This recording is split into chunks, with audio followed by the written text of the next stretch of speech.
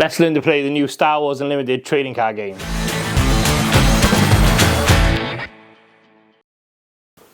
Hey guys, welcome back to the channel. I'm your host Shane. Today we're going to be learning the new Star Wars Unlimited trading card game from Fantasy Flight. This game looks pretty awesome. Actually, I can say it is pretty awesome. I've managed to play a couple of games. I've played with Nathan, who normally does the Magic of the Gathering box openings with me on the channel. We had a game the other night. Really enjoyed playing it. So this video will be a basic video. It will be, I won't delve into all the details of everything, of all the rules, but what we're going to do is we're going to cover the basics, and so you can learn how to play this game. It was really fun the other night playing it. I won't be doing deck building in this video, but I will be doing how a deck building works in the next video. I've only got this early, and this two pre-made precons. So the pre-made decks, and they're obviously Luke and Darth, as you can see on the covers. So let's get into it and see how we do it. So today we're going to be using the two-player starter deck, which contains Luke and Darth Vader. These are obviously pre-con decks. These are what you pick up to start with. You can then obviously add by the boosters and add more cards. There's over 250 cards, I believe, available. So there's plenty to collect. This is straight out of the box to be played with. We haven't got any other cards, so let's do this. Now, in the famous words of Blue Peter, here's some I made earlier. We will be using these today to demo how you play. So let's just start with the layout. So this is our mat. Forget about this. So in the starter deck, you actually get one of these. You get two of these. You get they actually got posters on the back as well. But this is how your mat lays out. So you've got your space units, your base, your leader, your grade units, your resources, your deck, and your discard pile. So our first thing to do is sort out our base and our leader. As I mentioned in the video, I'm not going to be showing how to build decks on this one and explaining the ins and outs, but I'll go over a couple of bits and pieces. But these stay on, and basically each base is worth 30 points. So when we come to attacking, you'll see that there's different ways you can attack. So let's check out base down. Our leader, in this case Luke, he is on the battlefield straight away. Not on the battlefield, sorry, in your leader port straight away. And you can then, when this epic action takes place, in this case, if you control 6 or more resources, you get to deploy this as a leader. So you flip him. So I'll just show you a quick of the other side. He then flips over and becomes a ground unit and goes into play. So once your base and leader are on the battlefield, you then have to determine between you and the person you play against who has the initiative counter. The initiative counter is important because it determines who goes first in the rounds. So let's just say for this argument, we have the initiative. So next thing you do is you shuffle your deck and you deal yourself 6 cards. Once you've dealt yourself 6 cards, you can then look at your hand and decide if you want to keep that hand. If you don't want to keep that hand, you can mulligan it. What that means is you can return your hand back to the deck, you can reshuffle, and then you can re-deal yourself another 6 cards. However, you can only do that once. The next set of cards you get, the next 6 cards you get, they're yours. And you have to play the game with them. So that is the next step. So now you've got your 6 cards in your hands.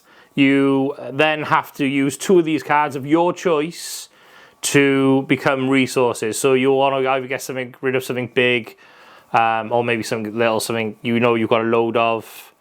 So let's just say we're going to use one of them and one of them, just for argument's sake, for a minute. These cards now can no longer be played in the forms they are. They're turned over. You turn over backwards, and then your resourcing becomes your ability to bring out cards.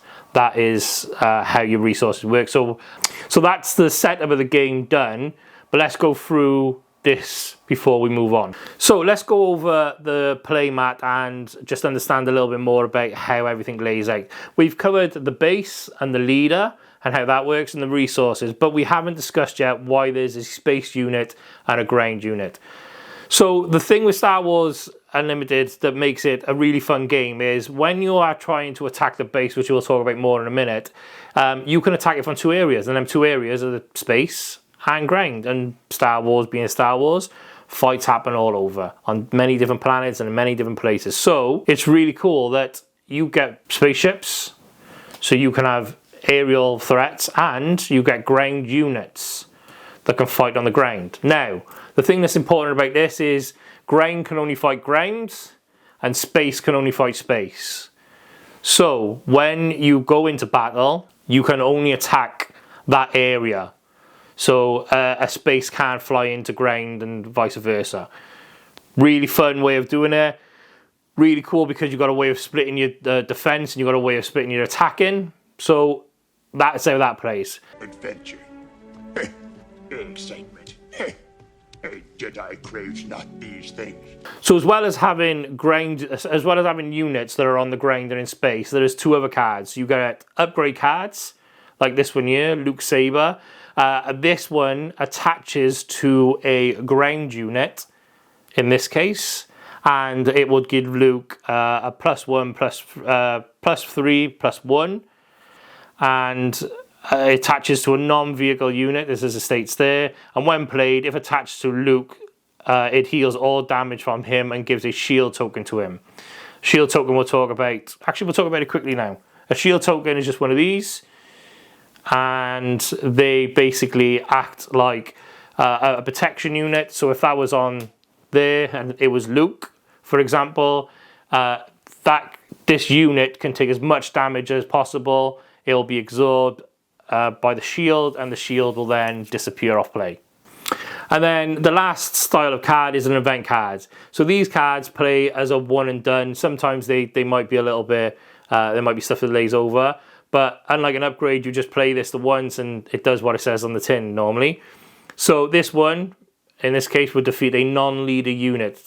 There we go, you cast it and you wipe something out. Doesn't matter what it is. Sorted. So that could be used in space or on the ground as well, because it just says unit. Both, for example, the space and ground are just called units. This is quite important. That's the basics of the cards. Okay, let's talk about round structure and how that works. In the round, there are 2 phases. There's an action phase and there's a regroup phase. So let's talk about them now. The first part of the round is the action phase. The action phase goes back and forth between the player, where each player gets to take one action. This continues until both players pass, or one player takes the initiative and then the next player passes. When you take the initiative in the game, you automatically pass all future actions. So you can take the initiative as your first action, but once you take that, you bypass the rest of your actions. Everything you do after that is a pass. The next player can carry on doing what they want to do with their actions, one at a time, until they can no longer do anything and they pass. But what are the actions that can be done? Let's have a quick look at them. So we've already talked about 2 of the actions that they can do, player can do on their turn, which is they can pass or they can take the initiative. But the other 2 actions they can do is they can play a card from their hand, they can attack with a card that is already in play, or they can use an action ability on a card. For example, the one here on Luke.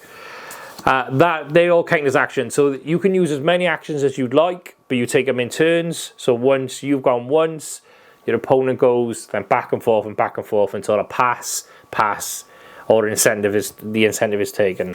Okay, so let's just play a little action phase before we move on to the regroup phase of this. So in this case, let's go. I'm here. This is what I've got open. I have the initiative. Let's take a go.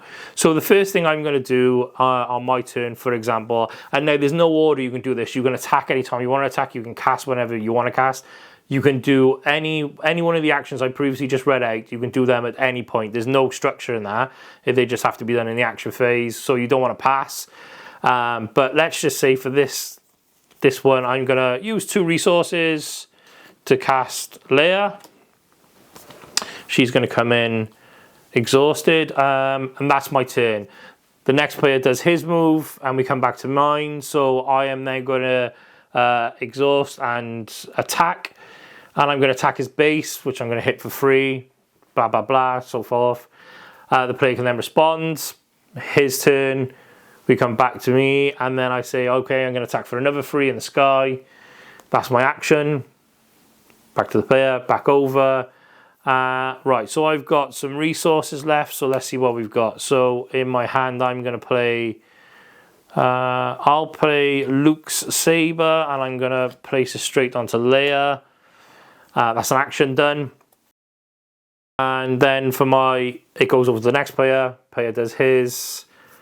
We then turn around. So let's say the player's done some damage to my...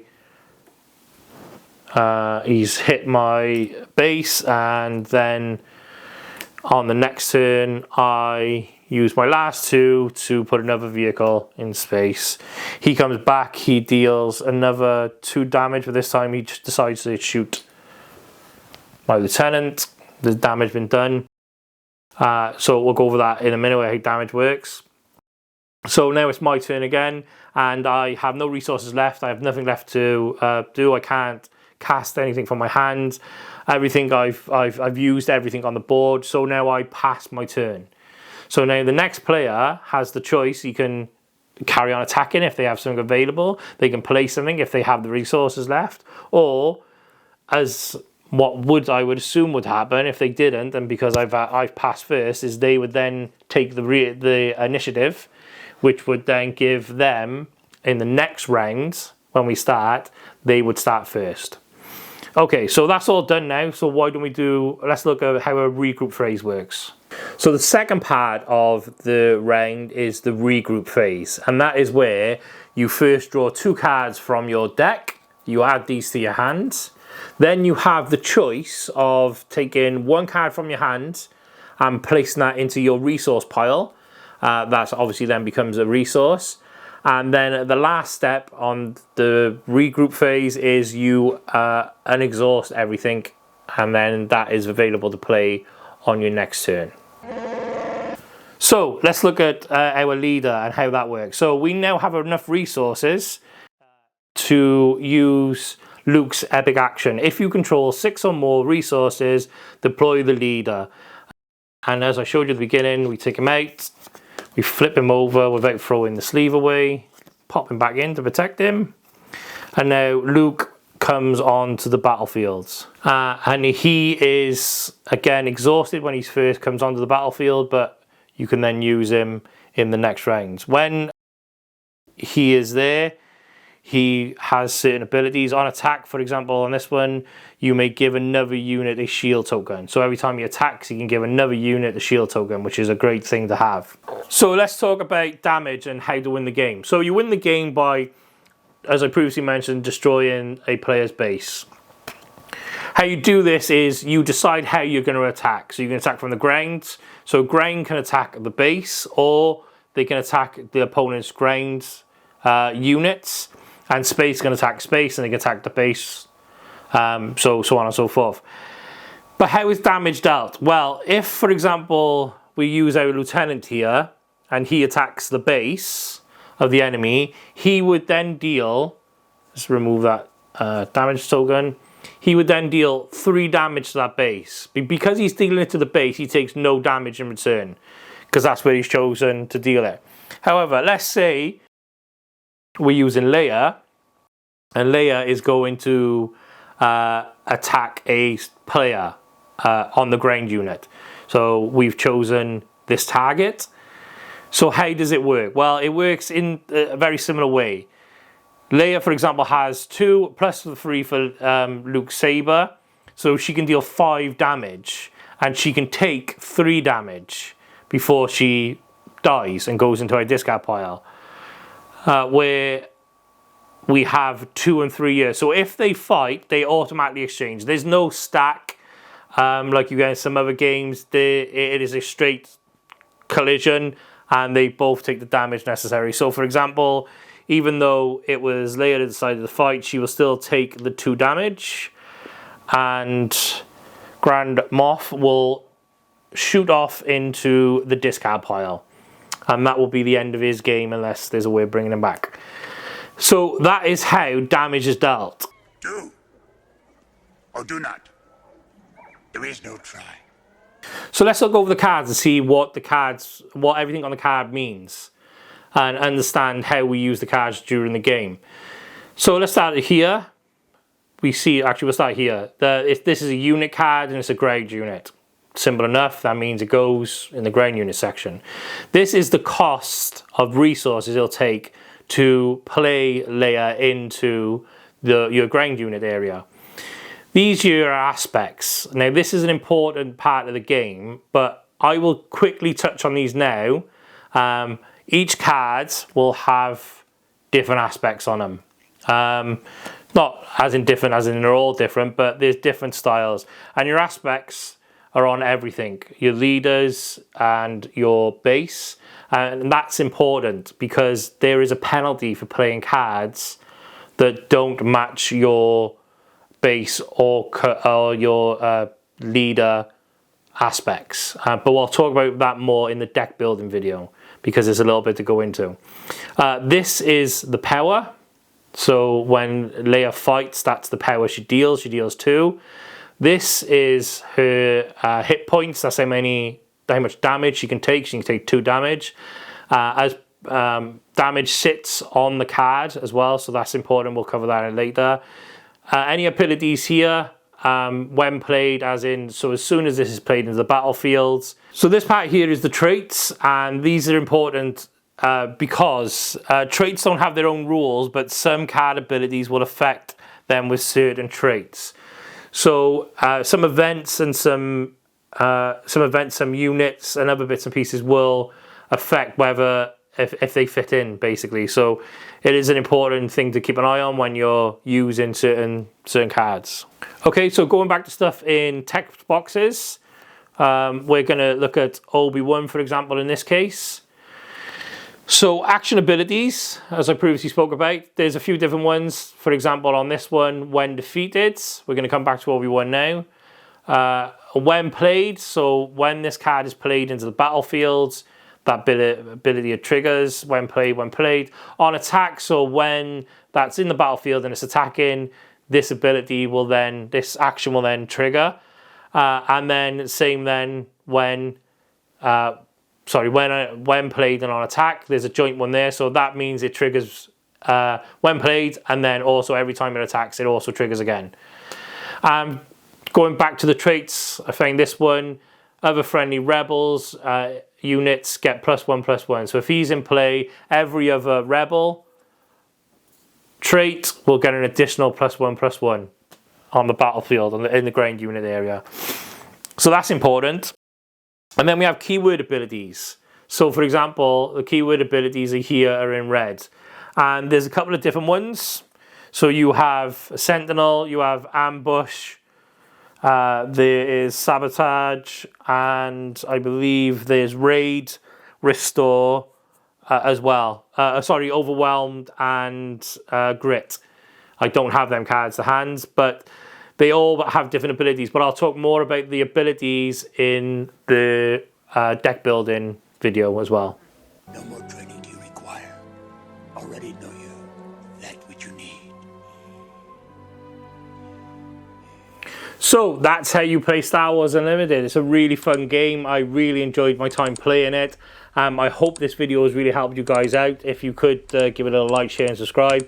If you're interested in playing it and you're local to the South Wales area, for example, we will be doing a pre-release. All information about that will be in the comments below, in the description below. And we'll be giving somebody a chance to win one of these bad boys as well. So please give it a like, share, subscribe and drop a comment on, and maybe you'll get one of these as well. But more information on this when I do the deck building video. Thank you very much for watching, guys. Good night, God bless, all the best. Ta now. Thanks a lot for watching the video, guys. If you have any questions, leave in the comments below. Don't forget to like, share, subscribe. Thank you very much. Good night, God bless, all the best.